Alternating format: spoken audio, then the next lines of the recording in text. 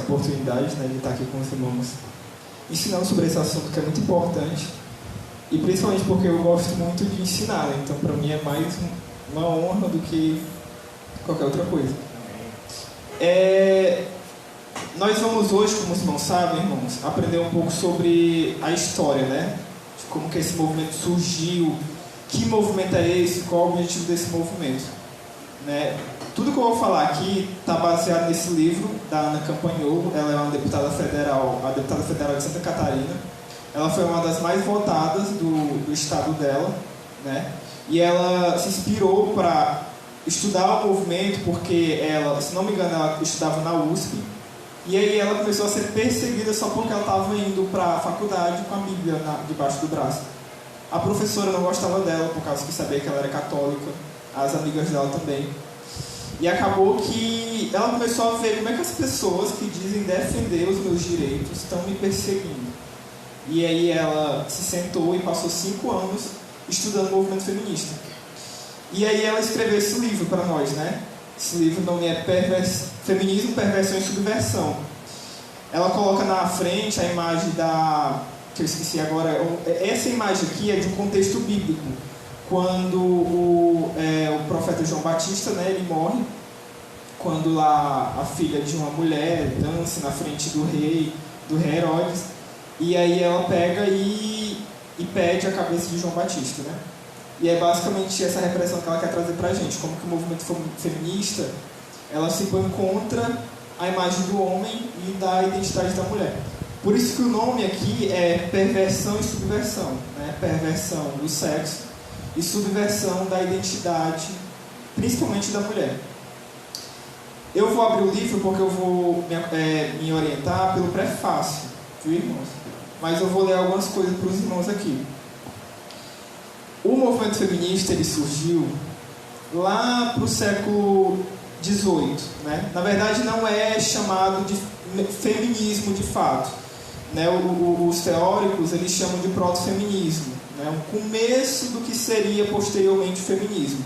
Lá no século XVII para o século XVIII começam a surgir algumas mulheres que elas começam a reivindicar o direito da mulher, por exemplo, de ter herança, de ter educação e tudo mais. E elas começam a escrever livros relacionados a isso, né? Mas a que teve mais influência, assim, que foi a autora mais significativa para nós, foi uma mulher chamada Mary Wollstonecraft, né? Ela escreveu um livro chamado Reivindicação dos Direitos da Mulher, e que nesse livro ela defende que a mulher tem que ter direito ao acesso à educação. Só que é interessante desse livro porque a Ana Campagnolo vai mostrar como que o livro ele não foca no homem exclusivamente, né? Mas ele tenta mostrar um problema social que está em volta da mulher. Então a autora Mary Wollstonecraft, ela era iluminista, ela defendia a educação para todos, né? Os iluministas eles eram super otimistas em relação à educação. Então eles achavam que a educação realmente ia salvar a humanidade, né? Dar a educação para todo mundo, a instrução, para que o mundo fosse melhor, um negócio bem utópico. E até hoje eles pensam dessa forma, né? Os esquerdistas, apesar de que eu vejo que alguns eles têm uma clareza maior de que não é bem assim. Mas ela, por ser iluminista, ela entendia que todos tinham que ter acesso à educação, uma educação igualitária, uma educação mista, e que a partir dessa educação as pessoas iam ter acesso, né, ao conhecimento, à cultura, e o mundo ia ser melhor. Então ela escreve esse livro mostrando que a mulher tem que ter esse direito, direito à educação. E aí é que está o ponto, né? Porque as feministas, elas costumam dizer que a mulher, no passado, ela era oprimida, né? A mulher foi oprimida, a mulher foi humilhada pelo homem, né? Ela sempre mostra que durante a história a mulher sempre esteve numa posição inferior à do homem, né? A gente vai ver também aqui que as feministas, a Beth Friedan, né? a Judith Butler, elas realmente achavam que a sociedade era masculinista, né? Era uma sociedade em que era organizada pelo homem e que a própria identidade da mulher foi forjada pelo homem para colocar ela numa posição de inferioridade. Só que o ponto é que a Mary Wollstonecraft, ela não fala isso no livro dela. O que ela fala no livro dela é que as mulheres, elas estavam sendo poupadas demais pelos homens. Então a gente pode imaginar, por exemplo, um senhor de idade, né? A gente não vai exigir dessa pessoa que esse senhor pegue, trabalhe no pesado. Uma criança de 3 anos de idade vai fazer coisas que um adulto seria mais próprio de um adulto fazer. Justamente porque a gente entende que são pessoas frágeis e tudo. Então essas pessoas têm que ser poupadas. E na época que o livro foi escrito, foi no século XVIII, a Mary, ela fala assim, vocês homens, o problema de vocês é porque vocês infantilizaram demais as mulheres. Vocês acharam que as mulheres, elas não têm tanta capacidade quanto vocês. Vocês acabaram poupando elas dos intempéries da vida, né, dos problemas da vida. Ela entendia que a mulher tinha que estar no mundo afora, né, enfrentando os problemas e tudo, para que ela pudesse se desenvolver enquanto ser humano, aprender e inovar também. Só que ela via, na forma como a sociedade tinha se estruturado, que o homem poupava demais a mulher dos problemas sociais, do trabalho, por exemplo. Por isso que eles acabaram infantilizando demais as mulheres. E a Mary, a Wollstonecraft, ela traz isso no livro, né? E é muito interessante isso, porque a primeira ideia que a gente tem do passado, por influência do movimento, é que no passado a mulher era subserviente, era humilhada, não tinha direito de falar absolutamente nada. Só que numa sociedade em que uma mulher teve a oportunidade de escrever, né, que é a Wollstonecraft, ela não disse que a mulher estava sendo oprimida. Ela disse que a mulher estava tendo privilégios demais, né? Ela mostra como que as mulheres elas estavam gastando o dinheiro que os homens tinham conseguido. Ela mostrava também, é interessante porque tem uma parte do livro que ela fala que ela apreciava muito as mulheres pobres, né? Porque as mulheres pobres elas faziam, por exemplo, roupa para os seus filhos quando havia necessidade, enquanto que as mulheres nobres elas gastavam a vida delas em torno de sapatos, vestidos, cabelo. E a Wollstonecraft ela achava isso muito superficial. Ela entendia que a mulher tinha que estudar, adquirir conhecimento, né? Fazer o que tinha que fazer na vida. Por isso que no livro dela, é muito interessante porque no livro dela, ela ataca a mulher de todas as formas. Ela chama a mulher de superficial, ela chama as mulheres da época dela de mimadas, ela chega a chamar as mulheres da época dela de déspotas, né, que significa tirano.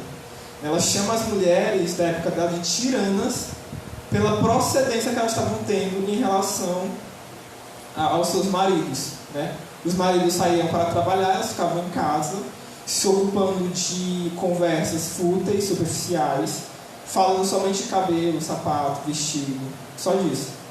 E a Wollstonecraft falava, gente, pelo amor de Deus, saiam das casas de vocês, vão estudar, vão fazer uma coisa, né, de mais significância.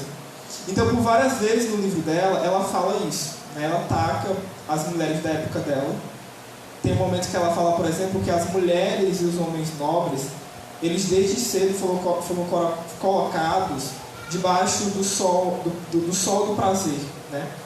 Ela diz que as mulheres, ela diz no livro dela que as mulheres elas estavam no mesmo patamar que os homens nobres da época, porque o contexto da época permitia que a mulher ascendesse financeiramente através de um casamento, né?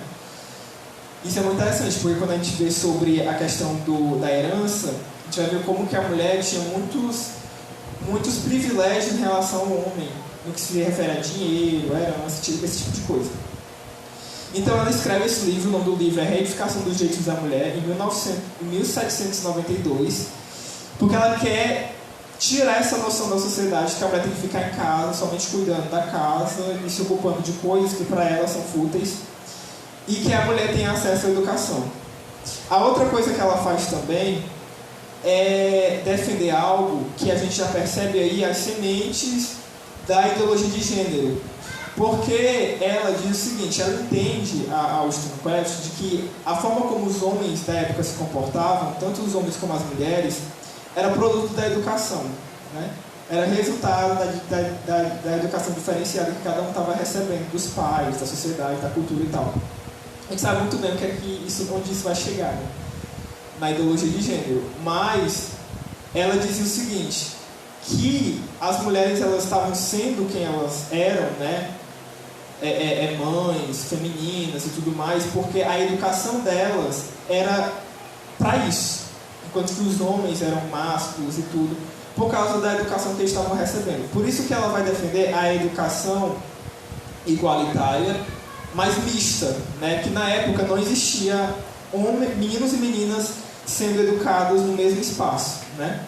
E ela vai defender isso justamente para tentar quebrar essa parte da mulher que ela acha superficial, principalmente quando se refere à vaidade, esse tipo de coisa, né?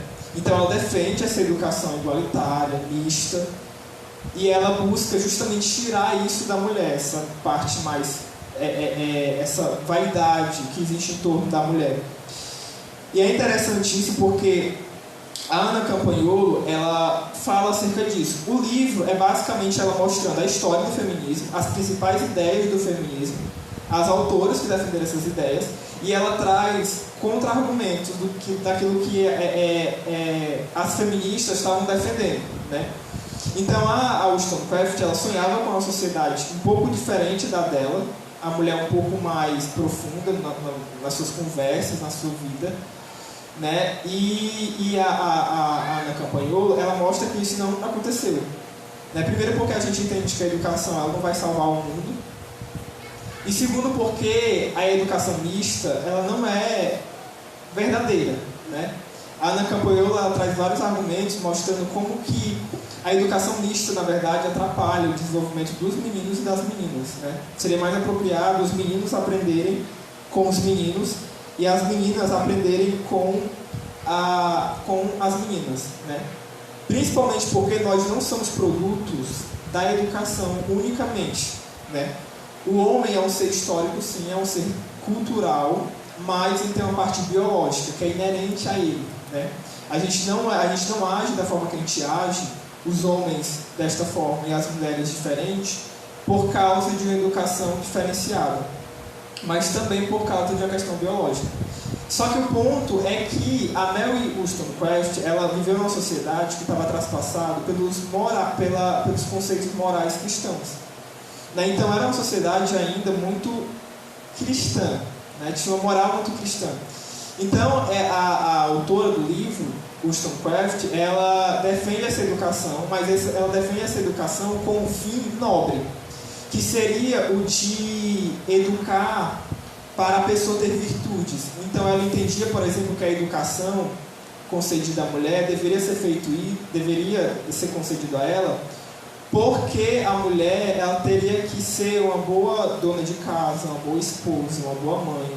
E ela argumenta justamente isso. Como é que uma mãe, por exemplo, vai fazer do seu filho patriota se ela não entende do patriotismo, né? Então ela precisa ter acesso à educação para isso.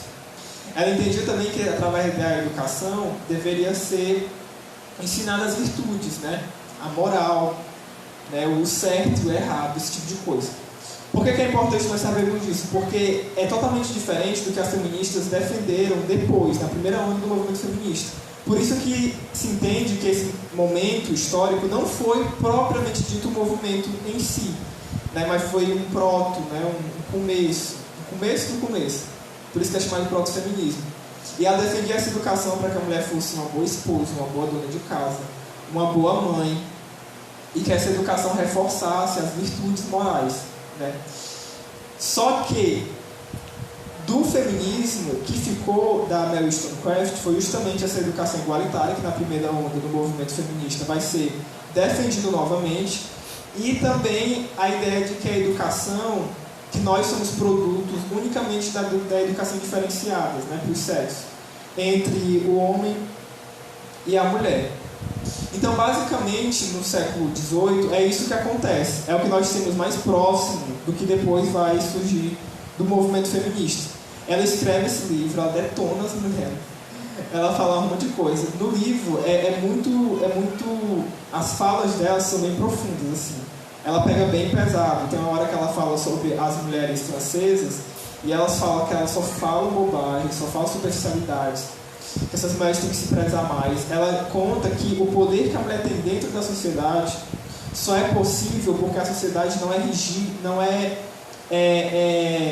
não é guiada, digamos assim, pela razão, né? Se nós tivéssemos uma sociedade que fosse submetida à razão, a mulher rapidamente ia perder a posição dela que ela tinha, né?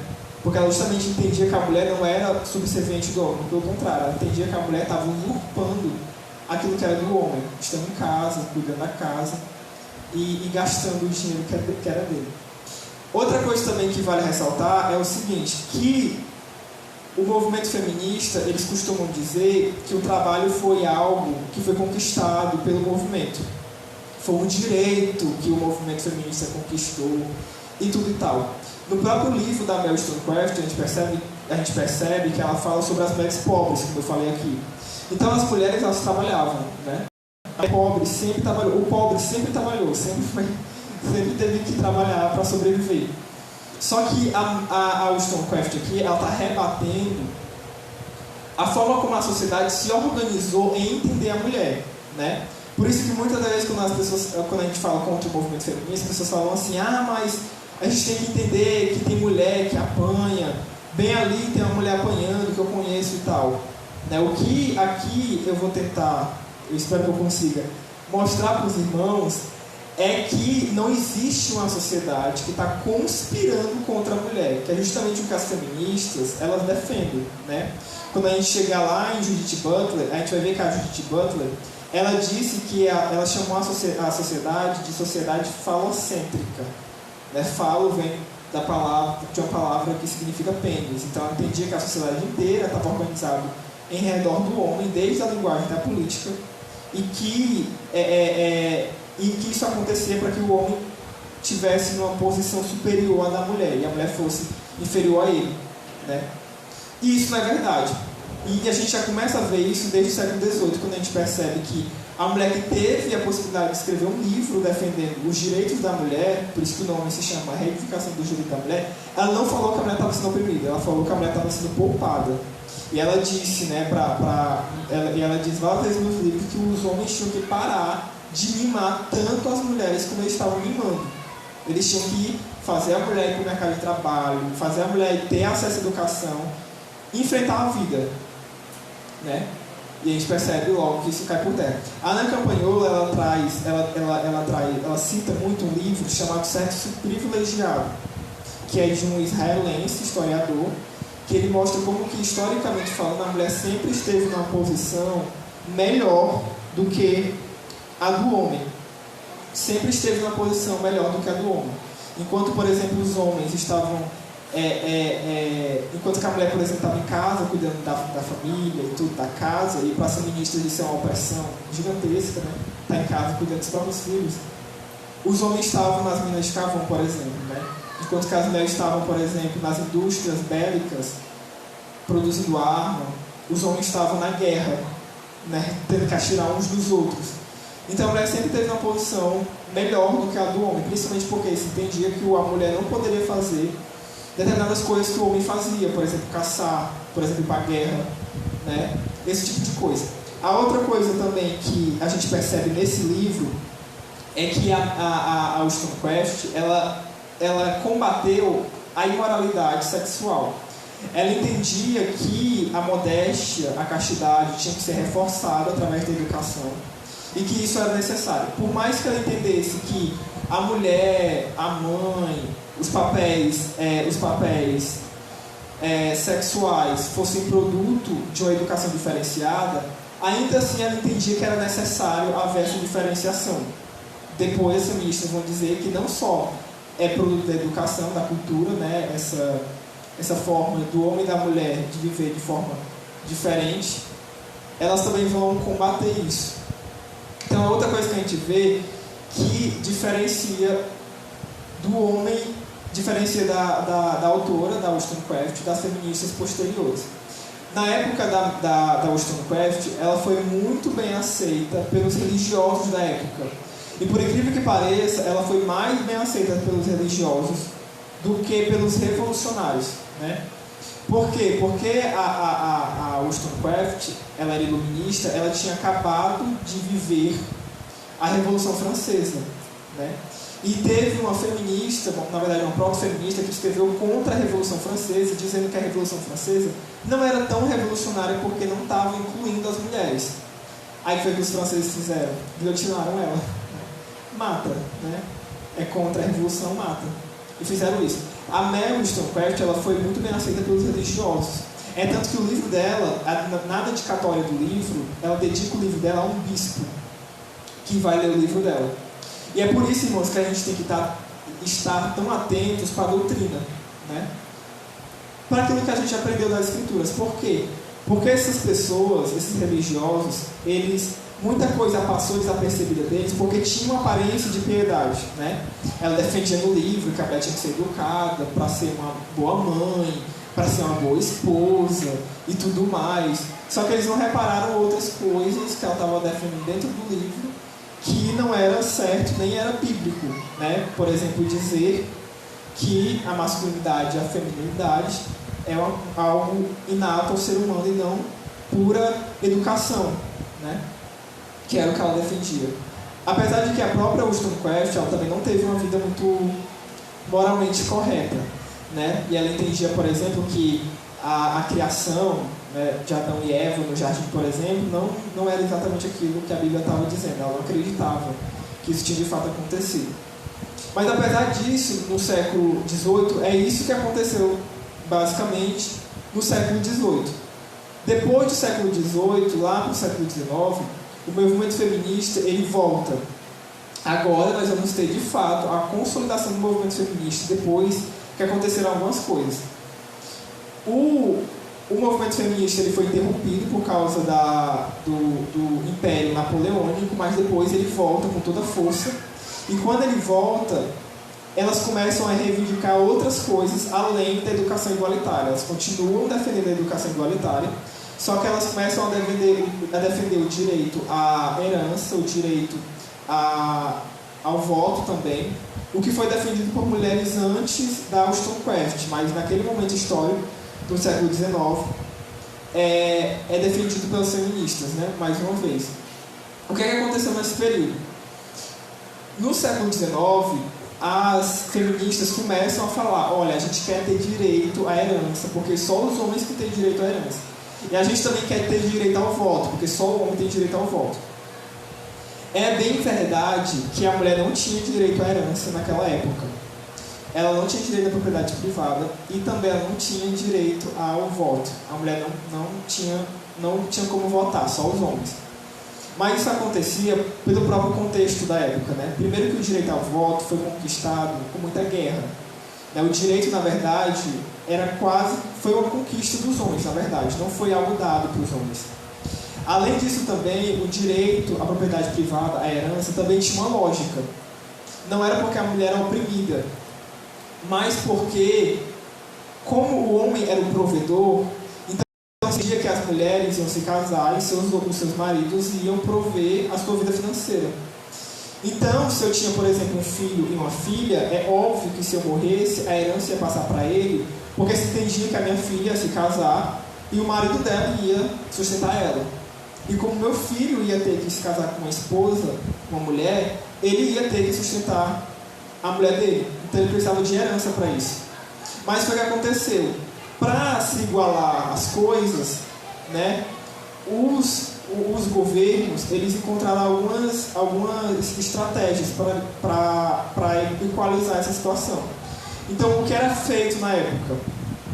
A mulher, por exemplo, quando ela estava endividada, né? Porque naquela época você poderia ser preso por não ter pagado as suas dívidas, né?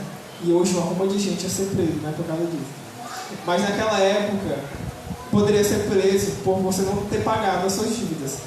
Então, o que é que naquela época se fazia?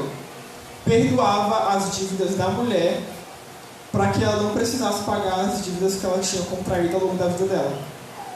A outra coisa também que se fazia é que quando ela se casava, o homem tinha a obrigação de pagar todas as dívidas que ela fez durante a vida dela inteira. Então o homem ia pagar as dívidas que a mulher contraiu, justamente porque o homem não só era o provedor, mas era o homem que tinha o direito à herança, à propriedade privada. Então, teoricamente, era ele que tinha acesso a dinheiro. A outra coisa também é que, por exemplo, quando a mulher e o homem se divorciavam, o homem ele tinha que arcar com todas as consequências do divórcio. Por exemplo, ele tinha que pagar os advogados da mulher para ela se divorciar dele, né? Ela tinha que pagar. Essas estratégias que foram que foram feitas era para tentar equalizar as coisas, né? Para que a mulher ela tivesse um amparo da lei. Por quê? Porque se entendia que como o homem ia prover, né? Como o homem que ia prover, então ficava com ele. Só que aí elas começam, a gente tem que ter direito ao privado, a gente tem que ter direito ao sufrágio universal, que é o direito ao voto para a mulher também. E aí começam a surgir algumas mulheres. Dentre elas, as mais significativas foi uma chamada Elizabeth Stanton, eu acho que é assim que eu estou pronunciando. Elizabeth Stanton e a outra é Lucretia Mott. Elas duas foram umas das principais, teve uma outra também, chamada Susan, que elas se reuniram para reivindicar esses direitos. E é interessante porque na época elas fizeram isso no meio eclesiástico. Por exemplo, a primeira reunião que se tem do movimento feminista foi numa capela wesleyana. Elas se reuniram numa capela wesleyana para poder reivindicar os direitos à educação, à propriedade privada, o direito a não querer ter filhos, o direito ao voto e vários outros direitos. Isso aconteceu lá no século XIX, em 1948. A gente, a Ana Capoeira mostra que, historicamente falando, foi aí que o movimento feminista surge como sendo um movimento feminista. Foi nesse contexto. O contexto da época era qual? Havia alguns movimentos surgindo na época, por exemplo, o movimento abolicionista, o movimento anti-escravagista, que, ele, obviamente, como o próprio nome já diz, eles entendiam que era errado, pessoas dominarem outras simplesmente por causa da cor. E aí o movimento feminista, essas mulheres, elas começaram a reparar que os anti-escravagistas, eles conseguiam se organizar muito bem em eventos, no movimento deles. Então elas começaram a se associar ao movimento abolicionista para elas conseguirem se estruturar enquanto movimento. Tanto que tem autores que estudam a história e dizem que foi através do movimento abolicionista que elas conseguiram se consolidar como movimento. Só que o problema é que na época o movimento abolicionista ele era mais significante do que o movimento feminista. Acabou que não era tão aceito pela sociedade o que elas estavam fazendo. E aí, muitas pessoas, muitos homens, quando as mulheres iam dissertar contra a escravidão e tudo, eles pediam para que elas não falassem sobre a pauta feminista, justamente porque ia causar uma má impressão para o movimento anti-escravagista. Mas essas mulheres, elas, já que não vai dar certo dentro do movimento abolicionista, a gente vai se organizar contra o movimento e vamos lutar contra isso aí. A Elizabeth Stanton, ela é muito interessante, irmãos, porque muitas pessoas que eu vou citar foram pessoas que estiveram no lar cristão. A Elizabeth Stanton, ela leu vários livros protestantes. Ela leu livros, por exemplo, A Queda do Homem. Ela leu livros como A Justificação pela Fé. Ela fala que ela leu os livros evangélicos que falam sobre a queda do homem, falam sobre a crucificação de Jesus, falam sobre a justificação pela fé em Jesus. E ela conta que ela leu tudo isso e ela chegou à conclusão de que tudo isso eram superstições e que, na verdade, a ciência que era um negócio mais sólido de se embasar a sua cosmovisão, a sua forma de interpretar o mundo.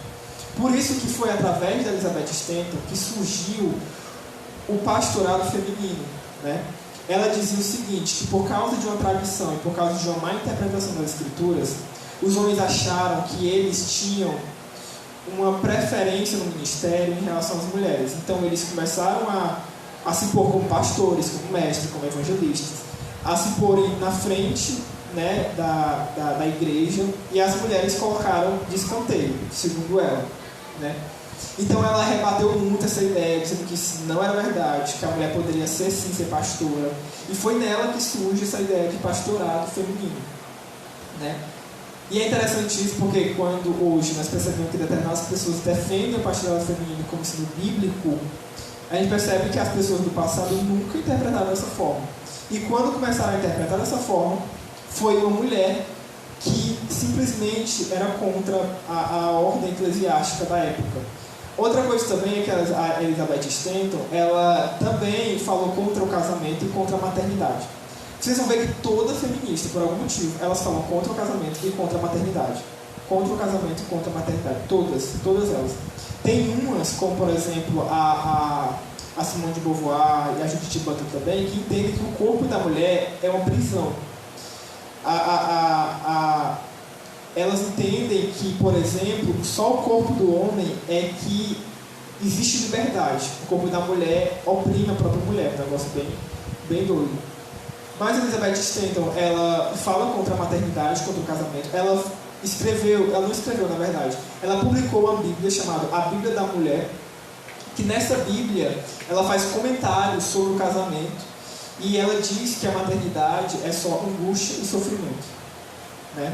Então são essas pessoas que deram corpo ao movimento feminista. Desde o começo, o movimento feminista, ele é ruim. E para mim, esse é o diferencial da Ana Campagnolo. Muitas antifeministas, elas defendem isso também, mas eu percebo que muitas pessoas têm a ideia de que o movimento feminista, em algum momento do passado, foi bom. E agora que ficou ruim. Mas a Ana Campagnolo mostra que desde o começo, o movimento feminista sempre foi ruim. No proto-feminismo, defender, por exemplo, que a diferenciação entre os sexos era produto da educação, isso também é ruim. A própria Wollstonecraft não teve uma vida moralmente correta, ela defendia o amor livre, né?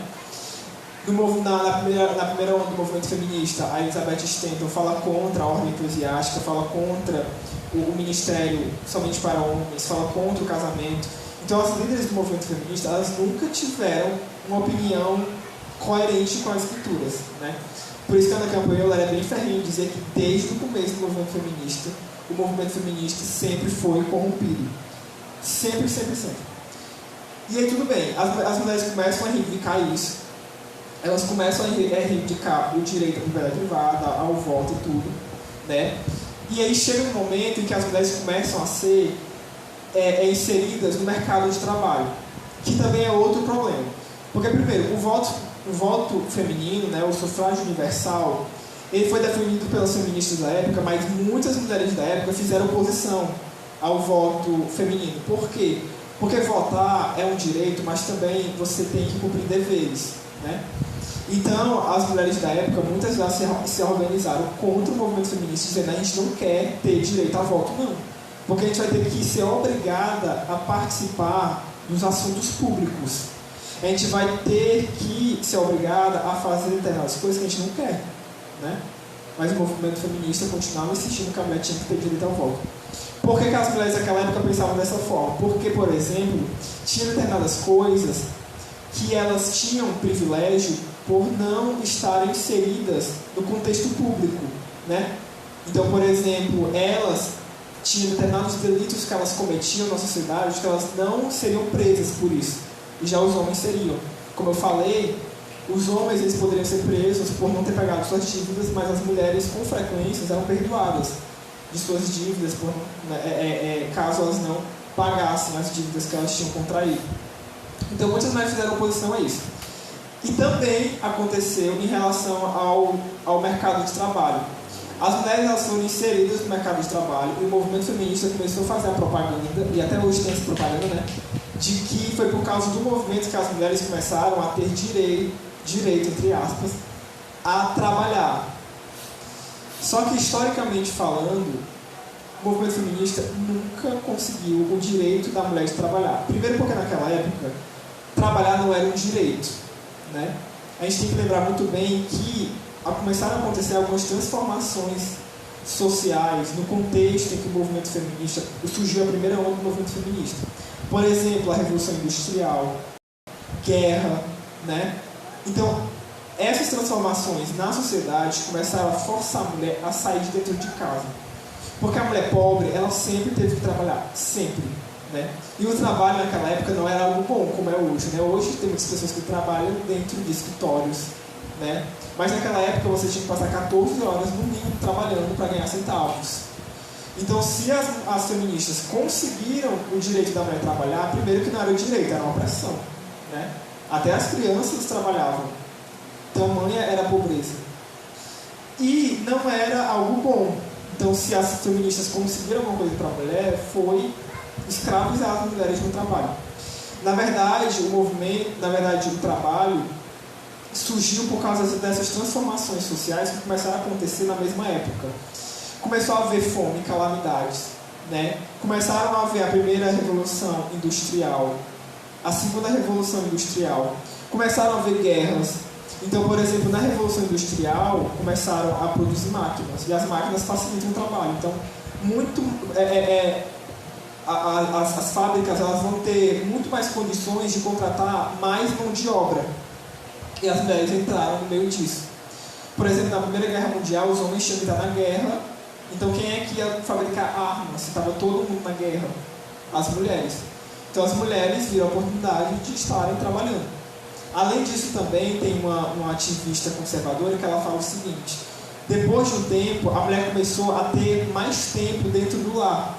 Porque a mulher, ela começou, por exemplo, a ter acesso a determinados eletrônicos, né? Como a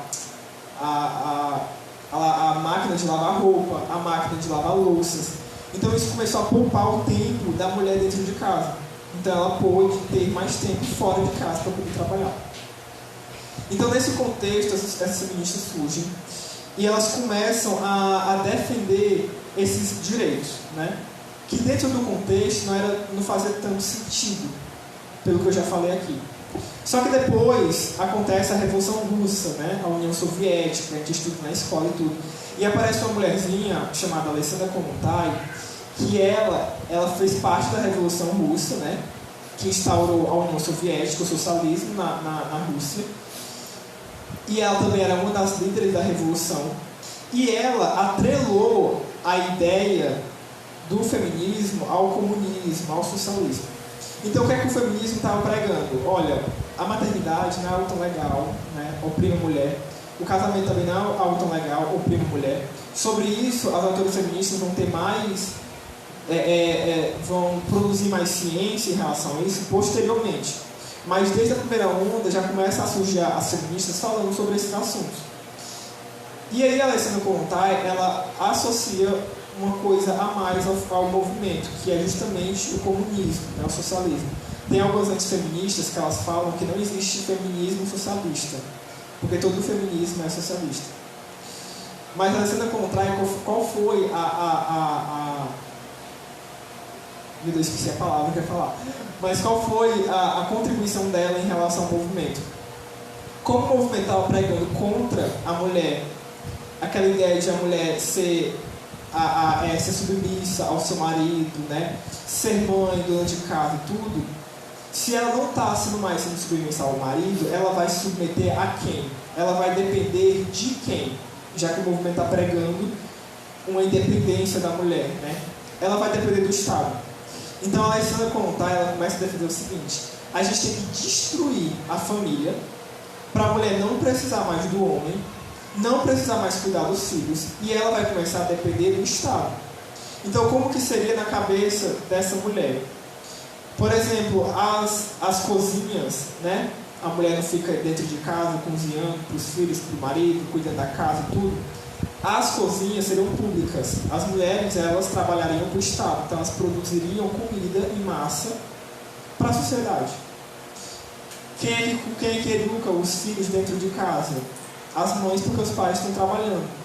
Então, esses filhos, para a mulher não precisar cuidar dos seus filhos, ficariam na escola. E a escola, né, seria justamente a instância da sociedade que educaria os filhos. Então ela pega, é muito interessante isso, porque tem uma pregação do pastor Glauco que ele fala que o ser humano nunca está em liberdade 100%. Ou ele está sendo escravo de uma coisa ou de outra. Né? Quando o homem pecou no jardim do Éden, ele comeu o fruto. É interessante que ele foi enganado pela serpente com a ideia de que ele seria igual a Deus, sabendo o bem e o mal, uma independência que ele teria sem Deus, né? Mas acabou sendo escravo do pecado e de próprio Satanás. Então a mesma coisa é a ideia. O movimento feminista chegou e falou, não, a mulher ser dona de casa, ser mãe, que coisa absurda, a mulher tem que ser independente, a mulher tem que precisar de macho, não. Aí a Alessandra chega e fala, pois é, tem que depender do Estado. O Estado vai ser justamente a instância que vai reger toda a sociedade. Porque como ela era socialista, o socialismo, os irmãos, com certeza já sabem, né, pela palestra do irmão Eduardo, o socialismo é basicamente o quê? É a centralização do poder no Estado. Então o Estado ele vai reger os meios de produção, consequentemente toda a economia. Então o Estado é que vai dizer, inclusive, a demanda, a oferta, tudo, né? Então a gente vai depender completamente do Estado. O Estado vai ter um poder absoluto no socialismo, que é justamente o que, né, o Karl Marx e Engels lá defenderam. Então ela defendia isso, né? Ela vai depender do Estado, não das riquezas do seu marido, não ser mulher enquanto não ser mãe, esposa, dentro de casa e tal. A outra coisa também que a Ana Campoyo ela traz no livro é o seguinte: se tem muita ideia de que as diferenças na forma como entrar nos empregos, né? Então, por exemplo, o homem tem determinados empregos e as mulheres geralmente se direcionam para outros tipos de empregos. Então, por exemplo, eu dou o meu exemplo. Como eu faço pedagogia, é muito bizarro, assim, que na pedagogia, às vezes eu estou dentro de sala de aula, aí dá aquele clique na minha cabeça que eu olho ao redor e falo assim, meu Deus, é uma professora que está me ensinando e a sala inteira é só mulher. Tem um homem aqui, né? Então, o movimento ele começou a reclamar. Por que a mulher não pode ter determinados empregos, não sei o que e tal? Não. A mulher tem que estar trabalhando em determinados postos de trabalho também, tudo. Só que o problema é que as mulheres elas estavam se direcionando para determinadas áreas porque as mulheres elas se sentiam elas se sentiam melhor naqueles empregos. Então, por exemplo, geralmente existem estudos hoje que mostram que geralmente o homem gosta de trabalhar com coisas, enquanto que a mulher gosta de trabalhar com pessoas. Então, por isso que o homem gosta muito de ferramentas, né? Geralmente aparece homens dizendo, né, gosta muito de ferramentas, essas coisas do tipo, porque ele consegue manipular as coisas, enquanto que a mulher prefere mais trabalhar com o público, né? Justamente por causa dessa diferença dos sexos, que é inerente aos próprios sexos, né? Que é inerente ao próprio homem e à própria mulher. Só que as feministas começaram a reclamar. É interessante porque a Ana Campoyo mostra que existem estudos na psicologia que a mulher começou a ter uma saúde mental muito melhor nessa época do que em todas as outras épocas que a mulher viveu, né? E foi justamente a época que as mulheres começaram a reclamar excessivamente por causa do movimento feminista, né? Quando a gente fala que o movimento a gente costuma dizer que é femini, né? O movimento feminista só sabe fazer isso, não é à toa, é desde aquela época que elas vinham reclamando. Elas reclamam de tudo. Geralmente elas pegam um parâmetro muito desigual. Então, por exemplo, por que a maioria dos homens ricos são homens? Mas se você comparar com todos os outros homens pobres, eles também são a minoria, gente. Muitos homens são pobres também, né? E elas comparam com isso. Mas elas não comparam, por exemplo, a taxa de homens em em subempregos, né? A taxa de homens nesses empregos em relação à taxa de mulheres, né? Por exemplo, em minas de carvão, a maioria é homem, né? Pedreiros, que é pegado pesado, a maioria são homens. Então, se a maioria é homens, por que isso acontece? É uma pressão na sociedade que não está deixando a mulher trabalhar nesses empregos? Não, é porque são trabalhos pesados. As mulheres preferem não trabalhar lá. Por isso que a maioria na pedagogia são mulheres, porque elas vão trabalhar com crianças, que está intimamente ligado à maternidade, que é justamente o que elas nasceram para ser, mães, né? Então a Ana Campoyo ela vai estruturar toda uma argumentação científica baseada nisso. Então é basicamente isso que acontece na primeira onda do movimento feminista, né? O movimento é enfatizando o direito ao voto, o direito à herança, o direito à propriedade privada, e é nessa mesma época que as mulheres começam a adentrar o mercado de trabalho. Elas começam a trabalhar.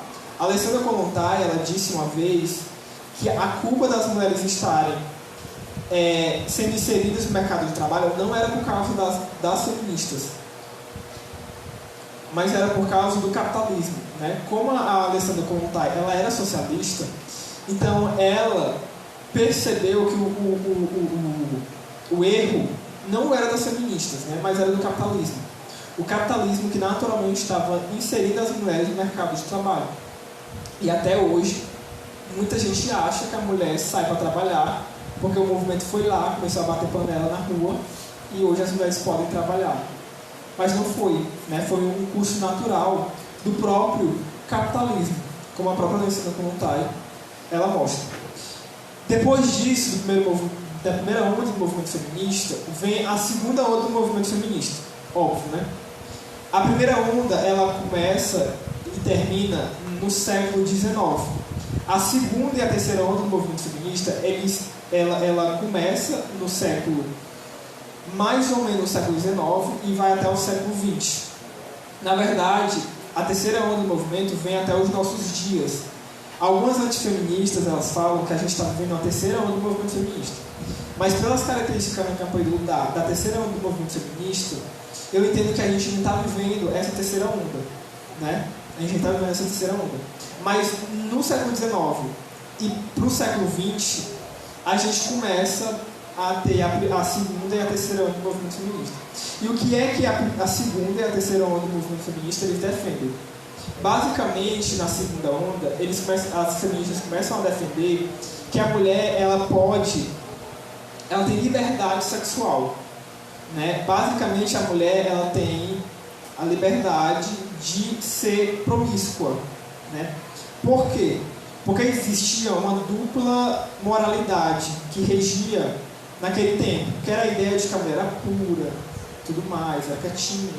E o homem era o cafajeste, que saía, né, e fazia todo tipo de moralidade sexual na rua. E aí o movimento olha e fala assim, não, o homem pode fazer, a gente não pode fazer, que maçã é essa? A gente vai poder fazer também. Aí começa a defender, em nome da liberdade, que não é a liberdade, é a libertinagem, começa a defender que a mulher, ela tem, sim, o direito, né, de ser promíscua. É isso que marca a segunda onda do movimento feminista. E o terceiro é marcado pela subversão das identidades. Da identidade da mulher e também do homem, mas principalmente a identidade da mulher. Quem são as pessoas que marcaram a segunda onda do movimento feminista? Ora, para a mulher ela poder ser promíscua, ela tem que primeiro quebrar algo que é inerente à natureza dela, que é a gravidez, né? Como é que uma mulher, o homem, se ele fizer sexo com qualquer tipo de pessoa na rua, ele pode contrair a doença, mas ele não vai contrair uma gravidez. Então o movimento começa a ressaltar o aborto, a contracepção e o divórcio. Sobre esse assunto tem uma pessoa que é, assim, mestra no assunto, né? Que é a Margaret, eu não sei falar o nome dela, que é em inglês, Sanger, um negócio assim. Eu vou chamar de Margaret, porque é mais fácil. A Margaret, ela começa a defender o aborto. Ela chama de controle de natalidade, né? Só que é interessante porque ela defende isso da seguinte forma. Ela entendia que a sociedade, ela era eugenista, então ela entendia que a sociedade tinha uma raça superior à outra. E que a gente tinha que meio que matar, né, as pessoas que eram inferiores à raça superior. Por isso que ela começa a defender o controle de natalidade, que é o aborto, ela começa a defender a contracepção e ela também defende o divórcio.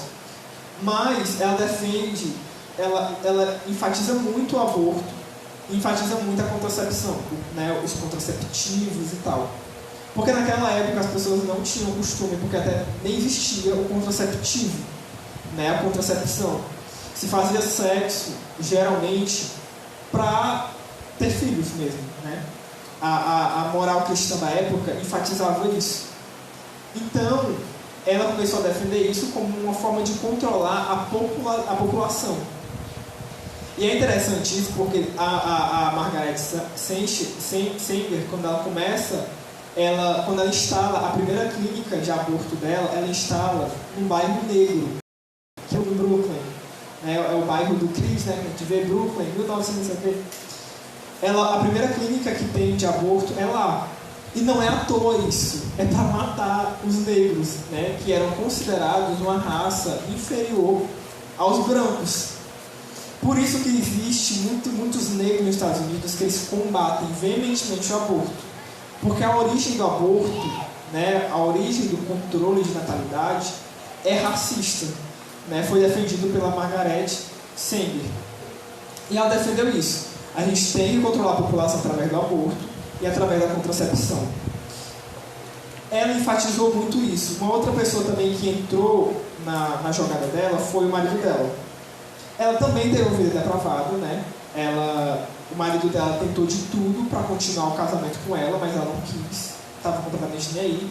Ela se divorciou e ela se casou com um homem chamado Herbert George.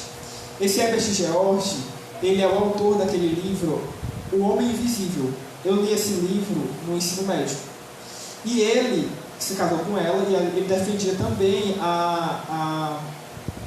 ele se associou a uma sociedade que tentava conscientizar a população que era oprimida pela classe dominante para que eles pudessem tomar os meios de produção e assim instalar o socialismo. Né? A Margaret Sanger, ela vai enfatizar muito isso. A contracepção e o aborto, o controle de natalidade. Nessa mesma época, surge a Kate Millett defendendo a promiscuidade.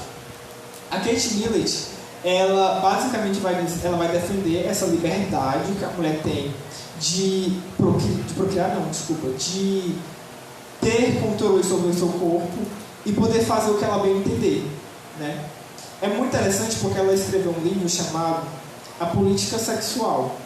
Nesse livro, ela diz o seguinte: a única forma de a gente quebrar com o patriarcado, com a opressão que existe na sociedade sobre a mulher, é se a mulher ela for revolucionária no ato sexual dela.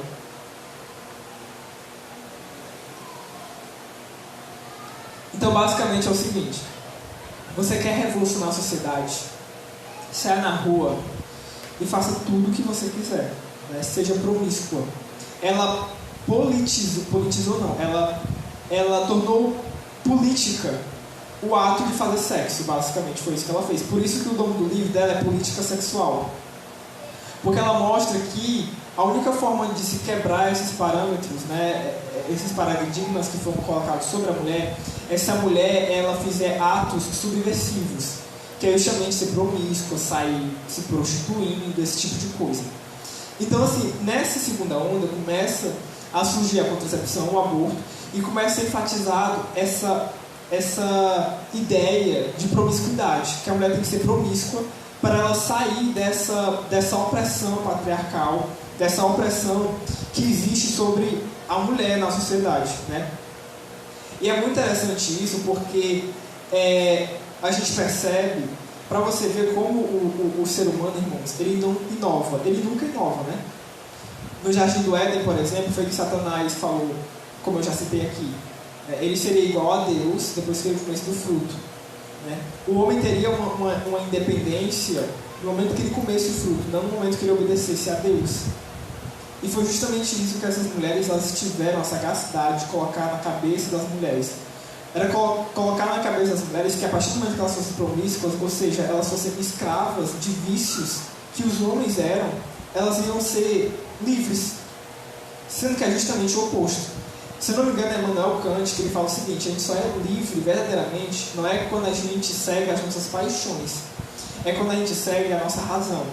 A única forma do homem ser livre de verdade é quando ele segue a razão dele, não as paixões dele.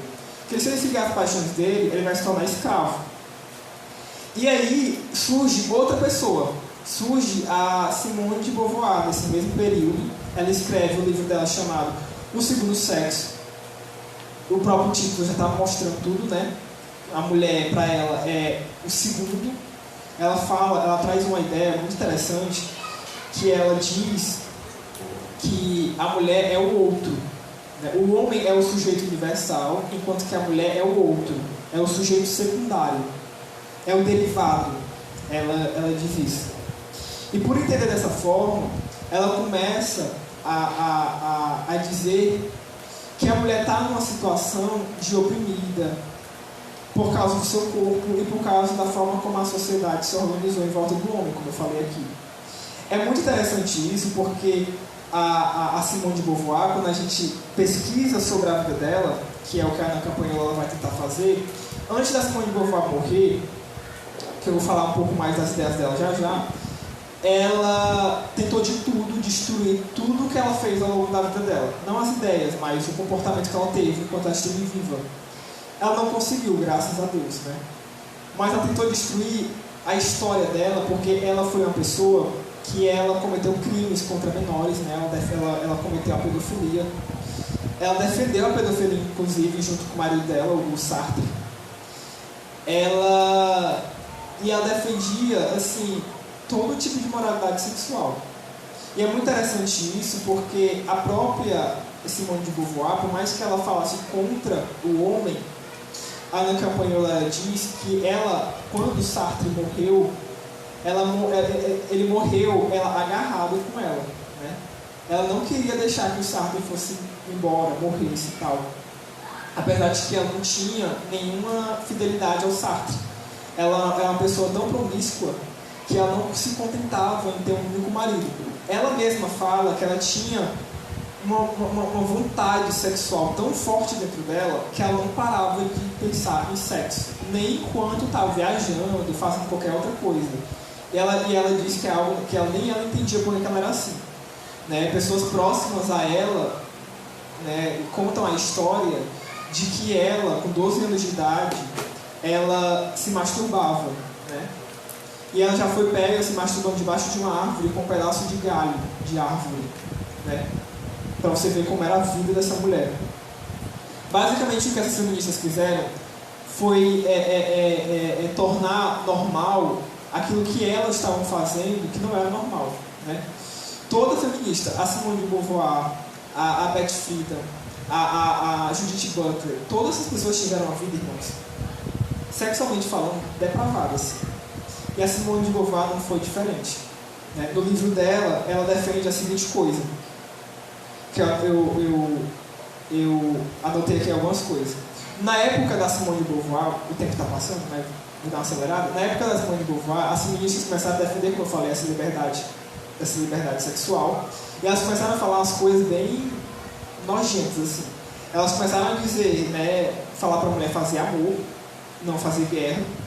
Começaram a falar para ela lutar pela soberania dos seus desejos, se libertar da decência. Olha que coisa louca, imagina uma mulher chegar para você e falar assim, se liberte da decência. Não existe, né, um negócio desse. Mas elas começaram a defender isso. E a Simone de Beauvoir, ela foi contagiada por essas ideias, principalmente porque ela foi uma pessoa promíscua também.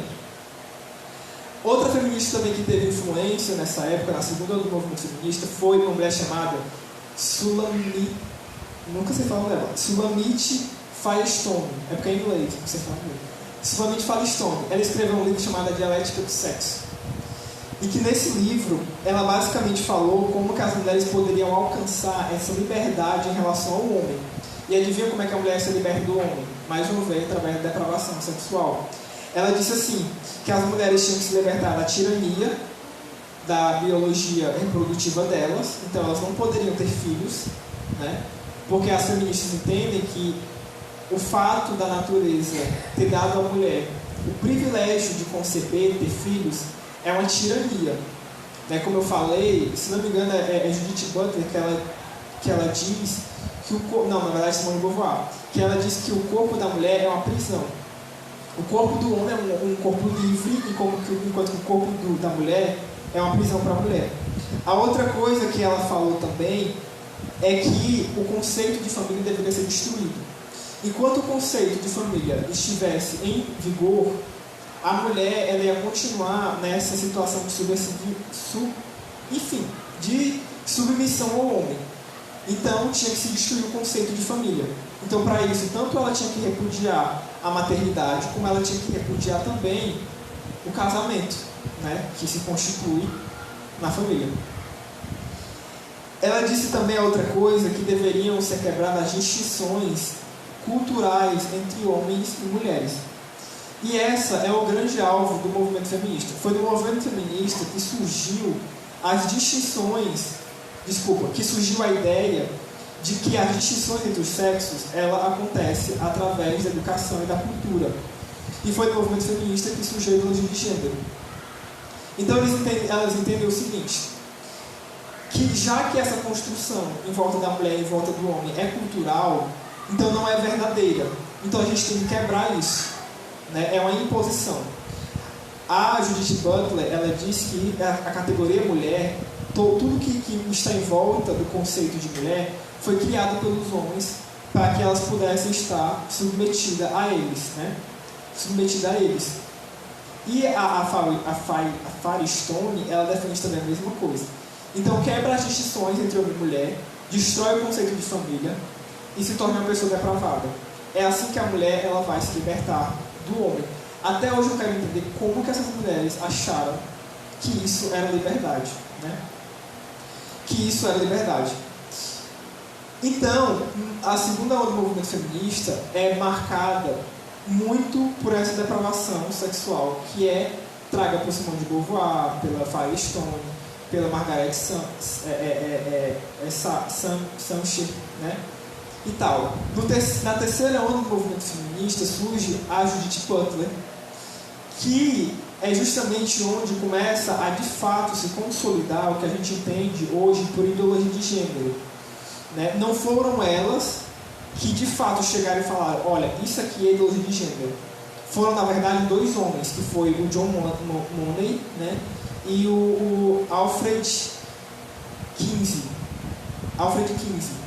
Eles dois, direcionaram estudos em relação ao gênero, que também é outra coisa que o movimento feminista conceituou.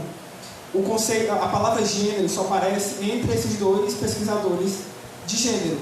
Mas entre o movimento feminista, com a Judith Butler, com a Simone de Beauvoir, esse conceito de gênero já existia. O que é o gênero, né? A gente sabe muito bem que existe a materialidade biológica, que é o nosso sexo. E o gênero seria a distinção entre o homem e a mulher. É a diferenciação que existe em volta do homem e em volta da mulher, né? Então, o modo de viver masculino e o modo de viver feminino, isso é o gênero. Só que elas entendiam que isso era uma construção cultural. E aí, esses dois pesquisadores de gênero, eles começaram a pensar assim, será mesmo que isso é verdade? Vamos pesquisar para saber se isso de fato se verifica empiricamente. O Alfred Kinsey, ele direcionou estudos e ele conceituou algo que ele chamou de escala da homossexualidade. Segundo ele, nós não podemos ser definidos por heterossexuais, homossexuais, lésbicas. Ele diz que esse conceito não cabe ao ser humano. O que nós temos que verificar no ser humano são as relações que ele tem. Então, por exemplo, para ele, um homem que se casou com uma mulher, ele tem relações heterossexuais. Um homem que tem relação com outro homem, ele tem relações homossexuais. Porque ele entende que tanto homens como mulheres, como homossexuais, como lésbicas, eles têm traços heterossexuais, homossexuais e tudo. Por isso que ele fez essa tal de escala da homossexualidade. Só que como que ele conceituou isso? Ele embasou isso através de pesquisas que ele fez a partir de como é que eu falo isso, meu Deus? Basicamente, ele começou a contratar pessoas e começou a gravar essas pessoas fazendo sexo. Aí ele pegou, né, começou a gravar essas pessoas fazendo sexo e se masturbando. E ele começou a criar as teorias dele. Além disso, ele também começou a analisar os relatos de um homem, que na época era chamado de Sr. Green, né, que era um pedófilo. Esse cara, ele molestou mais de 800 crianças, segundo ele mesmo. E ele, o que é que ele fazia? Ele fazia isso e ele escrevia os relatos dele estuprando essas crianças. Aí, esse tal de Alfred Kinsey aí, super normal da cabeça, ele pensou assim, eu vou analisar isso aí e vou transformar isso num estudo científico, né? No livro dele, o nome do livro dele é O Comportamento do Macho Homem, e tem outro livro dele que se chama O Comportamento do Macho Fêmea, comportamento da fêmea humana. E aí ele fala desses livros, principalmente no livro O Comportamento do Macho Humano, ele traz esses relatos desse cara, né, para enfatizar o que ele quer enfatizar. Por isso que no livro ele diz, por exemplo, que crianças têm orgasmos e têm sexualidade por causa, né, de um criminoso. É interessante porque depois que o estudo foi feito, algumas pessoas começaram a analisar como é que ele fez o estudo. E essas pessoas se escandalizaram porque ele baseou o estudo deles em pessoas que não tinham uma boa procedência. Lembra que eu falei que ele gravou as pessoas fazendo sexo? As pessoas que ele gravou fazendo sexo basicamente eram prostitutas que ele contratava, ex-presidiários, na verdade presidiários, e pedófilos, né? Ele pegava essa ruma de gente para teorizar a ideia de que o ser humano não tem o gênero não é algo inato do ser humano, mas é algo construído, é algo que ele entendia que o ser humano é como se fosse neutro, né? E ele era determinado por suas relações intersexuais, bissexuais e tal. E ele faz isso. E é interessante porque tem uma parte que eu li, eu até ri da citação, porque a pessoa falou assim, a Ana Campoela, ela cita um pesquisador, que ele fala o seguinte: a pesquisa do Kinsey aí poderia até ser verdade, se as pessoas que ele tivesse entrevistado não fossem pervertidos, né? Porque ele queria medir o comportamento sexual do homem, do ser humano comum, mas ele fez isso baseado em criminosos, né? Em pessoas que tinham a sua vida baseada na prostituição, umas prostitutas e tal. Depois disso vem o John Money. Por que eu estou falando desses dois pesquisadores? Porque eles tiveram muita influência no que hoje a gente entende sobre ideologia de gênero, que nasceu do movimento feminista, com a Judith Butler, com a Simone de Beauvoir e tudo mais. A Simone de Beauvoir foi ela que falou que a mulher não é mulher, não nasce mulher, se torna mulher, né? A Judith Butler, ela entendia também que o ser humano não tinha um gênero inato a quem a pessoa era e tudo. Tudo isso elas defendiam que era uma construção histórica, cultural, através da educação e tudo. O John Money já foi bem pior, né? O John Money, é interessante que tanto o Kinsey como o John Money, eles viveram em famílias protestantes, né, religiosas e tudo, e se transformaram no que se transformaram, né? É bem estranho isso. Mas o John Money, ele é bem mais conhecido, né, porque a gente sabe da história dele, que o John Money, ele conduziu um estudo com 2 gêmeos. Aconteceu que uma família, um pai e uma mãe, tiveram 2 gêmeos, e um deles tinha fimose, né? E preocupado com a saúde sexual do seu filho, eles levaram para o médico.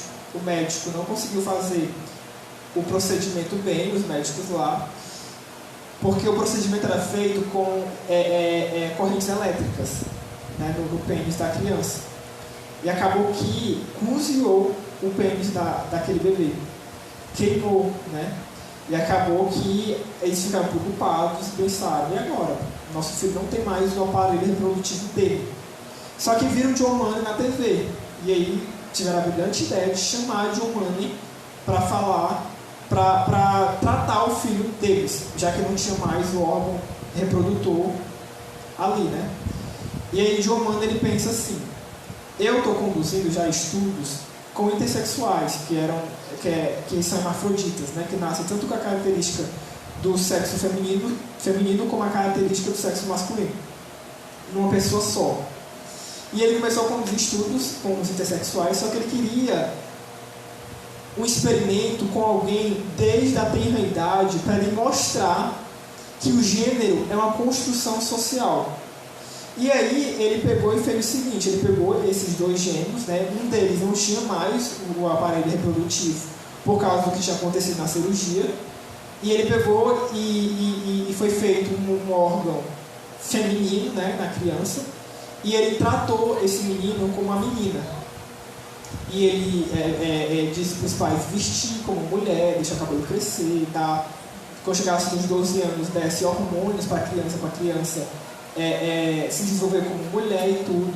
Ele até aconselhou os pais a andarem nus, né, no meio da casa, pelados, a fazerem sexo na frente das duas crianças. Eram dois meninos, um estava sendo tratado como menino, né? E um deles, depois que cresceu, disse que na sessão psicoterapeuta, o João Mander pedia para que um deles fizesse sexo com o outro, duas crianças, né? Porque ele queria mostrar como que o gênero era uma construção social. Então, já que são duas crianças ali, que não tiveram a oportunidade de estarem dentro de um contexto cultural, porque eram muito novas, então a gente vai conseguir enfiar na criança o gênero feminino mesmo ela sendo um homem, né? E aí foi assim, né? Foi acontecendo, o estudo foi sendo conduzido e tudo mais. Acabou que o John Mander ficou muito conhecido porque ele dizia que o experimento estava dando muito certo. Ele dizia que o menino que estava sendo tratado como menina, por exemplo, estava gostando de determinados tratamentos, né, que geralmente é dado à mulher. O menino que estava sendo tratado como menina estava se comportando como mulher, né, estava gostando de coisas de meninas e tal. Só que depois do nada o John Mander para de falar sobre o assunto.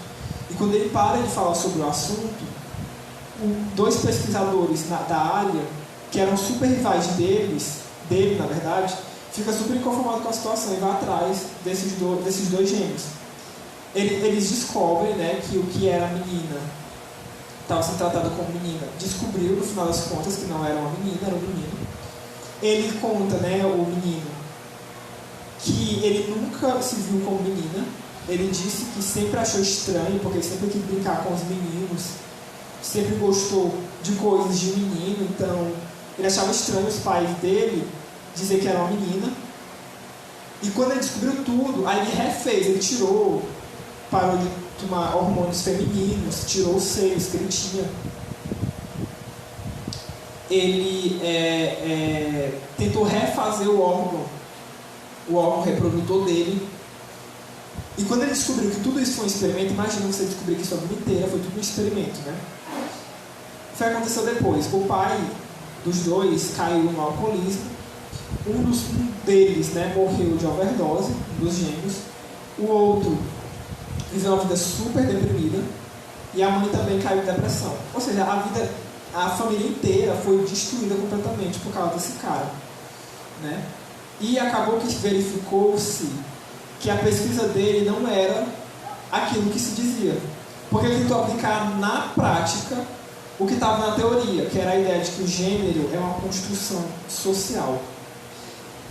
E não é, porque deu muito errado. O menino, o nome dele é Bruce, era chamado de Brenda. O Bruce, ele nunca se viu como menina, nunca.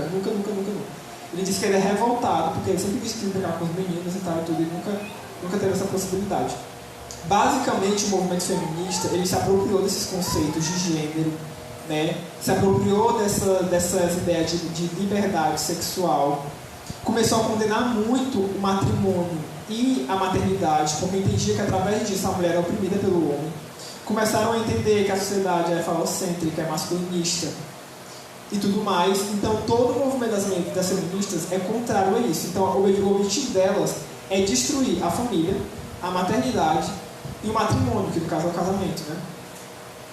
Porque elas entendem que enquanto haver o conceito de mulher, vai continuar havendo essa opressão sobre a mulher, porque se entende que o conceito de mulher foi construído pelos homens para oprimir as mulheres, né? E isso maximamente é corroborado pelas pesquisas do John Mander e do Kinsey, né? A Ana Capoeira mostra que basicamente o movimento feminista tem um único objetivo, é a revolução sexual. O movimento feminista, ele objetiza a revolução sexual, porque na revolução sexual não há distinção de homem e de mulher, não há conceito de mulher, de homem, de masculino e feminino, não há papéis sociais voltados para a mulher e voltados para o homem, ou seja, é uma grande sopa, né? É uma grande sopa.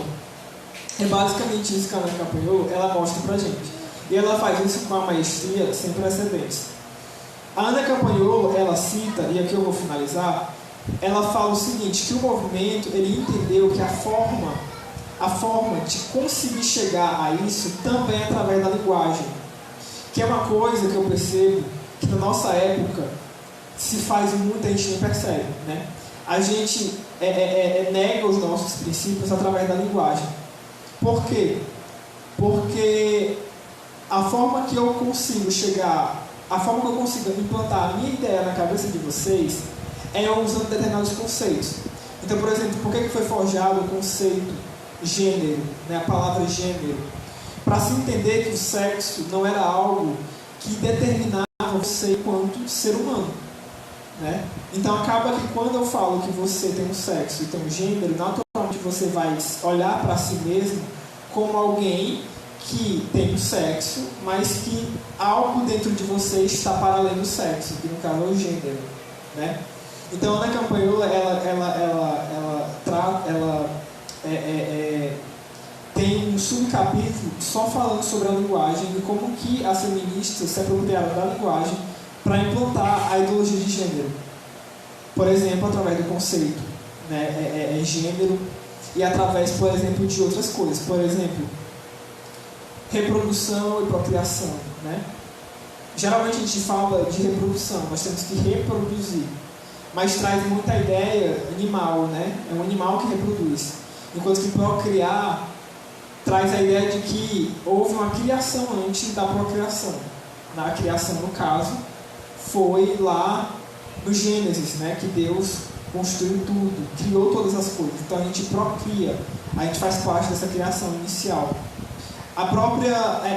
Os próprios conceitos de cuidador e cuidadora, né, que não é pai e mãe, é cuidador e cuidadora e tudo mais. Então, assim, a Ana Campanholo basicamente ela mostra isso, que o objetivo do movimento é a revolução sexual. Mas para além disso, o movimento ele se trage de um discurso muito bom, que é os direitos iguais, né? Toda feminista vai falar que o movimento feminista está aqui para defender a mulher e os direitos iguais entre homens e mulheres.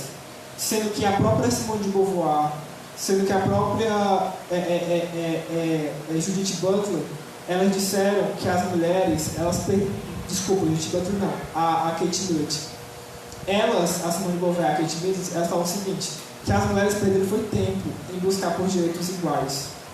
Porque o que oprime a mulher mesmo é o patriarcado. Então, enquanto ela for mãe, enquanto ela for mulher, ela vai continuar sendo oprimida. Os direitos iguais não vai servir de nada.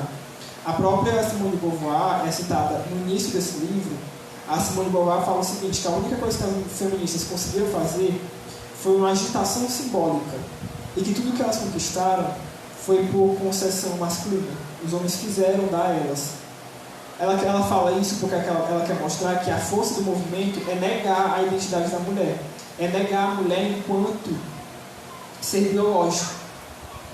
E é só dessa forma que a mulher vai ter, de fato, a sua liberdade e algo do tipo.